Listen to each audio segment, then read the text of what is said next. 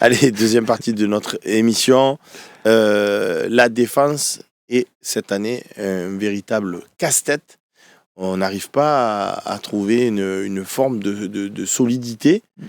Bastien, je voulais parler foot, on y est. Ouais. Comment on arrive à avoir ce genre de performance justement en défense avec des joueurs qui... J'ai l'impression que c'est souvent en plus individuel, il y a souvent des erreurs individuelles, quoi. Compliqué, on a démarré la saison, je sais pas si tu t'en souviens Romain, où on n'arrivait pas à trouver une charnière, tu t'en souviens, parce qu'il y avait soit Cornelius blessé, soit Balerdi à un moment donné qui a été blessé aussi, Brassier hors de forme, des suspendus, on a eu du mal à trouver la formule jusqu'au moment où on a eu la bonne série avec Kondogbia, Balerdi, Murillo. Puis ensuite, Kondogbia s'est blessé, donc encore une fois un chamboulement, mais Cornelius a quand même été plutôt bon, on va dire, satisfaisant. Mais malgré tout, moi, il y a un truc qui me frappe, c'est le ratio. J'en parle souvent sur mon compte X, mais c'est le ratio de incursion dans notre camp, frappe concédée, qui est pour moi extraordinairement haut. Pour une équipe qui domine, surtout, je trouve pas ça normal. Je veux bien qu'on est sur du 1 contre 1 à chaque fois pour nos défenseurs, mais à l'image du match à Nice et à l'image du match à Auxerre, je peux pas moi entendre qu'Auxerre mérite sa victoire. Tu vois. Moi je trouve qu'Auxerre il rentre dans ton camp 5-6 fois et malheureusement ils ont 3-4 occasions. Toi tu es dans leur camp 60 fois et tu as aussi 3-4 occasions. C'est pas normal. Le ratio il est pas bon. Tu vois, à un moment donné il y a un loupé quelque part. Ça veut dire que ton assise défensive elle est toujours pas bonne. Et ça aussi je vous ai cassé la tête en début de saison avec ça, mais c'était juste parce que c'est mon expérience de visionnage de Roberto qui voulait ça. Mais De Zerbi il a jamais joué avec une défense à 3. Il a toujours joué en 4-3-3, en 4-2-3-1. Et le match face à Auxerre aller a été pour lui un déclic de... en réalité, on n'a pas de sécurité défensive.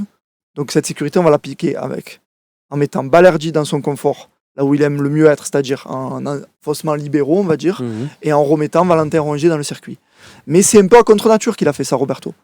Parce que lui, son idée, c'est que tu joues à 4 et que tes défenseurs ils doivent assumer le 1 contre 1 et tu ne dois pas subir autant de frappes que ce que tu subis. Mais le fait est que tu les subis. Enfin, pardon Bastien, mais j'entends ce que tu dis. Tu subis pas non plus 70 frappes par match. Mais tu en subis trop par rapport au nombre de fois où ils viennent dans ton camp. Auxerre, c'était la première fois qu'il frappait quand il marque. Mais non, c'est pas normal. Je te jure que c'est pas normal. C'est pas normal. Non, je te promets. Le but de Perrin, c'est un but magnifique. Je veux dire, il va le faire 20 fois, il va le mettre 3 fois sur 20. Mais après ça, il rentre 3-4 fois dans ton camp. Il y a quand même un arrêt de Roulis. Oui, comme tu dis, il y a presque un penalty. Après ça.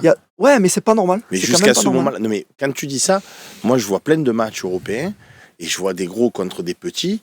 Je veux dire, la dernière fois, j'ai vu le Real, il jouait contre je sais plus quelle équipe en chocolat. C'était pas le Barça, c'était pas l'Atlético, c'était pas Valence, c'était genre Majorque ou je sais pas qui. Enfin, un club en chocolat, pardon s'il y a des supporters de Majorque, mais ils ont concédé des actions. Et ils s'en concèdent plein. Mais le Real, c'est le mauvais exemple. Mais non, ça, c'est le mauvais exemple. Bien sûr, défensivement, ils sont obligés de faire jouer Tchouaméni un match sur 2 en défense centrale.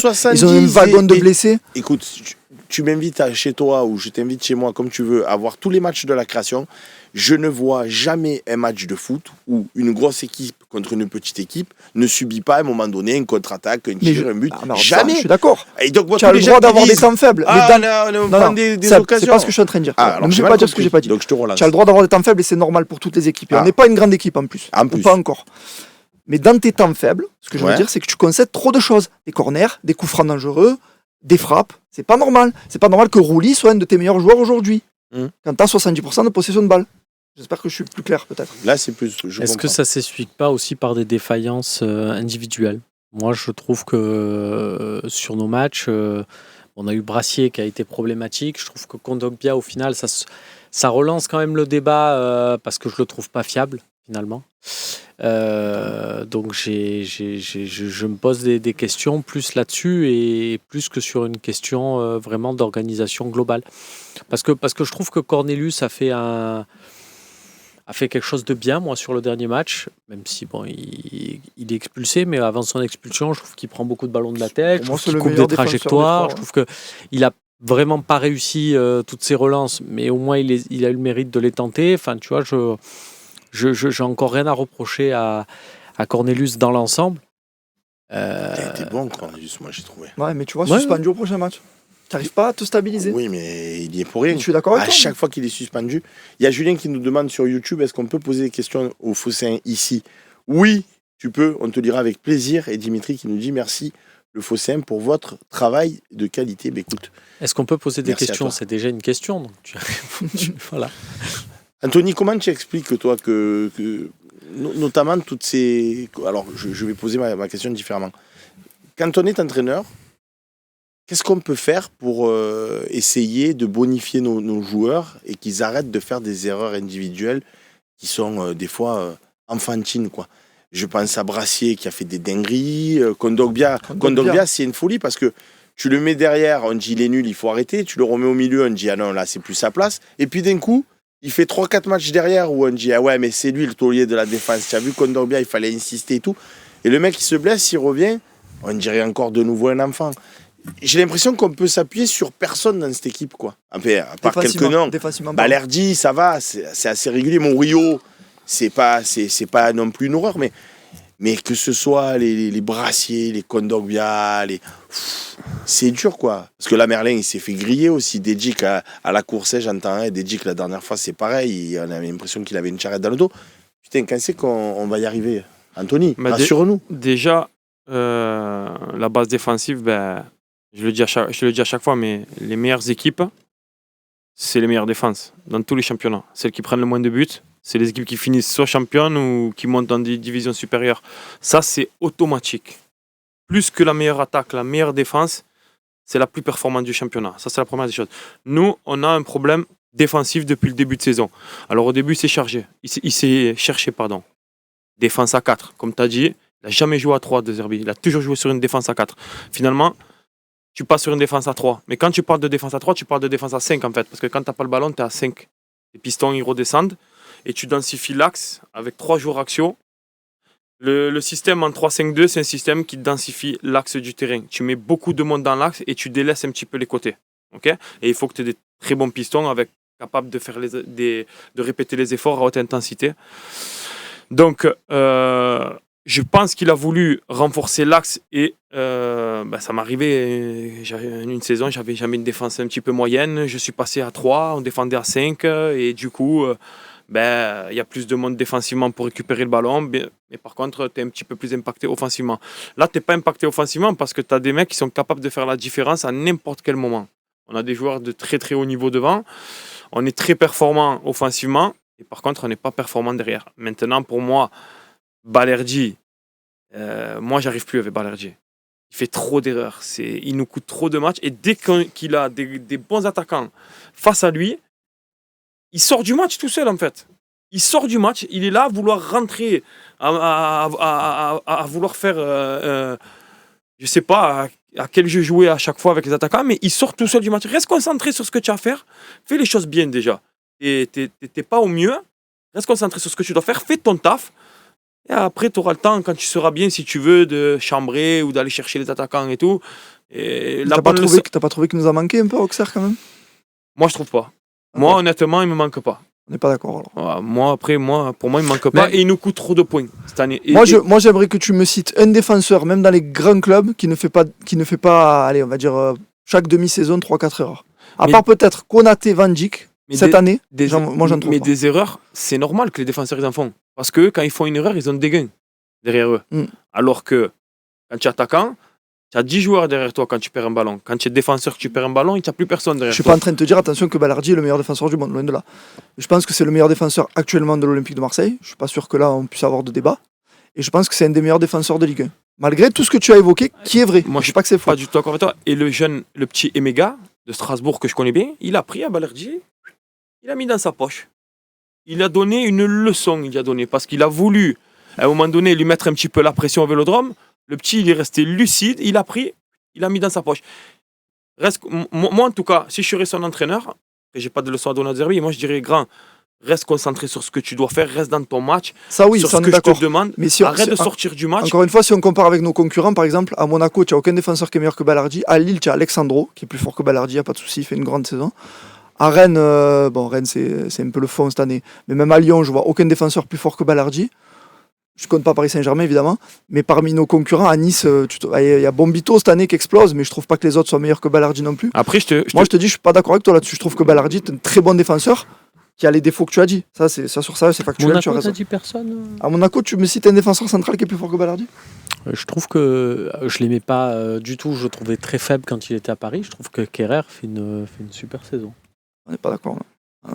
Après, on peut pas comparer chaque joueur. Lui, il est bon, lui, il est pas bon. On a chacun nos a priori et nos préférences. Mais ceci dit, c'est vrai que c'est le meilleur. En fait, ton discours, il est bon, mais je veux dire, on aurait dit un peu que tu parlais d'un défenseur quand même de seconde zone de Ligue 1. On est sur un très bon défenseur de Ligue 1, Balerdi. Il faut quand même se rendre compte de ce qu'on a. Après, juste, ne nous enflammons pas, voilà, parce que l'an dernier, quand il avait été monstrueux, on s'était dit, on a qui en Europe, machin, puis on était tombé sur Hein de l'Atalanta et on s'était dit, voilà. C'est vrai, lui, il est meilleur.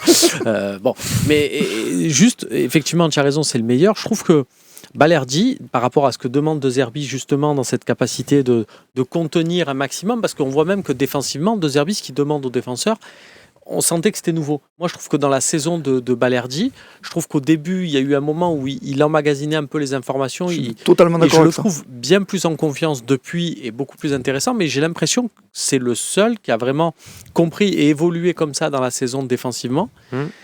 Notamment sur ce que tu dis, notamment sur la ligne du hors-jeu. Ça se remarque où il était très mauvais en début de saison, il avait du mal à assimiler, et là il est largement meilleur. Mais je trouve que c'est le seul, c'est-à-dire que les autres, soit c'est parce qu'ils n'ont pas eu de continuité. Tu parlais de Kondogbia, d'un coup il est blessé, et puis en fait. Est-ce que le problème c'est pas à gauche, Romain, de cette défense? En fait, le problème c'est que si tu as. Je parle de manière générale, parce que là le dernier match il n'y avait pas Balerdi, mais. Je pense que si tu as un central gauche, si à la base Lilian Brassier, c'est pas le mec s'acclimate vraiment et rentre vraiment dans son rôle de défenseur stopper méchant, mais capable de gérer ses 1 contre 1 et cette capacité de vitesse et en même temps des passes. Je pense que t'as pas ce problème. Après, oui, c'est sûr que là, je réalise que je suis en train de te dire, si t'as David Alaba Prime. Non, mais c'est pas ça. On se pose la question de savoir pourquoi la défense est un casse-tête, mais je suis en train de me rendre compte qu'en fait, on a Balerdi Murillo en tout cas sur l'axe central de notre défense et que ça marche plutôt pas mal, même si on a compris, Anto, que tu n'aimais pas Balerdi. Non, attention. C'est pas que je l'aime pas. C'est pas sa tasse de thé. Non, c'est pas que je l'aime pas. Avec ce que tu as dit, si tu veux, je te remonte. Je peux demander à Loïc de te remontrer. Aujourd'hui, moi je dis qu'il peut faire mieux. Il sort du match et oui, c'est son attitude. Et après, aujourd'hui, pour moi, quand tu mets Balerdi patron de ta défense, je suis désolé, c'est que tu n'as pas mieux. Mais tu pourrais. Par contre, si tu mets Balerdi à côté d'un vrai patron de défense, d'un bon défenseur, je suis sûr qu'il serait plus performant. Là, je te rejoins. Là, on lui donne en fait des responsabilités, les clés du camion. Et à un moment donné, c'est pas lui d'avoir ça. Là, sur ça, je te rejoins. Donc, du coup, à droite, on a Luis Enrique, dont on est tous à peu près contents au niveau de sa saison, que ce soit sur le plan offensif, mais défensivement, c'est pas un défenseur, mais il fait quand même les fermetures, il travaille, etc. Totalement. Donc, ce côté droit de la défense, en fait, ça va. Alors qu'à gauche, on a le Quentin Merlin ou le Garcia. On dit qu'on l'a pas encore assez vu jouer et que ce soit l'un, soit l'autre. C'est profil, après, c'est difficile. Offensif. Et surtout, c'est cet axe gauche où en fait, un coup c'est Kondogbia, un coup c'est Brassier, un coup c'est Cornelius, un coup c'est moi, un coup c'est toi, un coup c'est l'autre. Et là, dimanche, j'espère que ce serait quelqu'un d'autre, du coup. Moi, je pense que, après, prenant en compte aussi que Kondogbia, il a été blessé longtemps, il revient de blessure. Alors, je suis d'accord avec toi. Moi, les mouchoirs, j'en peux plus. Non, mais attention, il a raison. Oui, il a Sauf raison. qu'il a été incorporé. Anthony, regarde bien. Son retour de blessure, justement, il a été bien géré, je trouve, en termes de temps de jeu, parce que c'est quoi sa première entrée? Son retour, c'est face à Angers, une demi-heure. Ouais, ensuite, il fait aussi pareil, il joue au fin de match. Une demi-heure. Il n'est pas revenu direct 90 minutes. Tu vois ce que je veux te dire, Anthony? Mais moi, il a quand même remis un peu avant. Moi, ce que je veux vous dire, je trouve qu'il a été trop gentil avec Kondogbia. Moi, ce que je veux vous dire, c'est que, et ça, il faut avoir été joueur pour le savoir. Parce que quand on est devant son écran de télé, c'est facile à dire. Ça tombe bien, on a tous été joueurs ici. Mais joueurs de haut niveau. Joueurs de haut niveau. À un moment donné, tu peux pas être performant quand tu reviens de 2 mois de blessure en enchaînant un match remplaçant, un deuxième match où tu vas commencer à jouer. Tu vas commencer à être performant, à retrouver les cannes, comme on dit, à partir du 4e, du 5e match. Et là, tu vas commencer. Anto.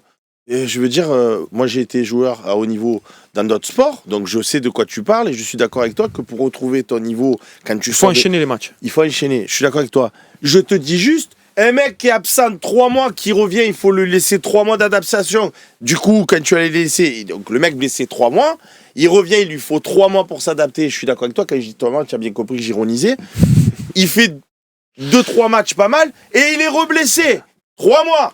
Et il faut attendre 3 mois qu'il revienne. Ça veut dire que c'est pas un joueur faible de haut niveau. Il faut arrêter, frère. Et moi, à un moment donné, j'ai besoin de gens dans la continuité. Et on joue pas de Coupe d'Europe. Après, c'est notre problématique. Parce qu'il est souvent si blessé. Si Balerdi t'aime pas, j'ai compris, on ne fait pas de polémique, mais si Murillo et les autres, ils avaient le même train de performance que Kondogbia, tu joues pour de bon avec moi, il y a un match où tu dois m'aligner. Après, Anthony, c'est pas une histoire de rythme. Quand par exemple, sur le but de Perrin, il vient pas fermer Merlin, je suis désolé. Oui, là, c'est un point tactique sur toi, tu as été coach à un très bon niveau. Je suis désolé, tu as vu ça, tu vas te dire, mais qu'est-ce qu'il fait? Non, mais sur cette action-là, oui. Après, là, qu'est-ce qu'il fait là? Tu sors une action du contexte. Moi, je pense pas une histoire de rythme là, c'est une histoire de cerveau. Moi, je pense qu'il n'est pas à son niveau, Kondogbia. Actuellement. Voilà, juste pour revenir sur les deux derniers matchs. Est-ce qu'il le retrouvera un jour? Moi, j'ai l'impression que c'est qu'on est sur la fin de l'histoire. Et j'espère qu'on est sur la fin de l'histoire. Quel âge il a maintenant? 33. Trop vieux. 33. Non, mais j'ai l'impression, par rapport à ce que tu disais sur les blessures et compagnie, moi, je vois, tu parlais de Nice tout à l'heure, je vois que quand Dante, il a un pet ou quoi que ce soit. Alors, tu vas me dire, lui, c'est pas pareil parce qu'il est vraiment centre dans leur défense à 3. Mais je trouve que Dante, quand il a un pet qui revient, que tu sens qu'il n'est pas, comme tu dis, à fond, que c'est son match de reprise ou quoi que ce soit, il a des attitudes, des moyens de gestion, des moyens de s'appuyer sur les autres que j'ai absolument pas vu chez Kondogbia sur ce match. Kondogbia, il a 32 ans. Totalement. D'accord, merci Loïc à la réalisation. Djokovic, il en a 39. Il est plus frais Djokovic que ce qu'il est frais Kondogbia. Non, mais c'est vrai, c'est un d'écart. C'est bon. La référence à Djokovic c'est fini. On peut terminer. C'est bon. Allez, tout va bien. La petite page de pub et on se retrouve pour l'avant-match quand même. Mais est-ce que Kondogbia, il a les boissons magiques comme Djokovic? Est-ce qu'il a les boissons magiques comme Djokovic, Kondogbia? C'est juste pour savoir. Mais tout ce qu'il prend Djokovic, c'est tout légal. C'est sans gluten. Après, il est quand même, il est fragile quand même, Kondogbia. Ah non, mais c'est trop. Moi, j'ai fait un bilan avec mes amis, donc ça fait 1 an et demi. Je comptais 5 bons matchs. Et c'est le 3e salaire du club. Alors, je crois, alors, je peux te les faire, on peut les compter sur le doigt du main. Il y a AEK Athènes, Ligue Europa. Excellent. Il y a Benfica, le retour. Je n'ai pas mémoire qu'il ait été très bon, mais l'équipe entière. Benfica, le retour. Bon, ça, déjà, on a fait la saison, on a fait la saison dernière. Et cette année, saison. Le OM Lille, il est monstrueux. OM Lille, Lyon, à Lyon. Lyon à Lyon, exact, il est bon. À Lyon, il est très bon. Ça fait 4. Il en manque un qu'on a joué. Voilà. 5. 3e salaire du club. C'est tout. Alors, au club, on me dit. Roberto De Zerbi a eu un coup de cœur humainement pour lui. Mais il faut arrêter. Mais je suis sûr. Mais moi, je me dis. Mais il faut arrêter. C'est génial, mais prends-le dans le staff alors. Mais prends-le dans le staff. Oh, et en plus, tu veux que je te dise quelque chose? Notre ami Roberto, que j'adore au demeurant, nous dit toujours, moi je suis pour la méritocratie, c'est les meilleurs qui jouent. C'est pour ça. Et après, tu me dis là un coup de cœur. Attends, on va passer à l'avant-match parce qu'on est déjà à la bourre et on en reparle. 3e partie.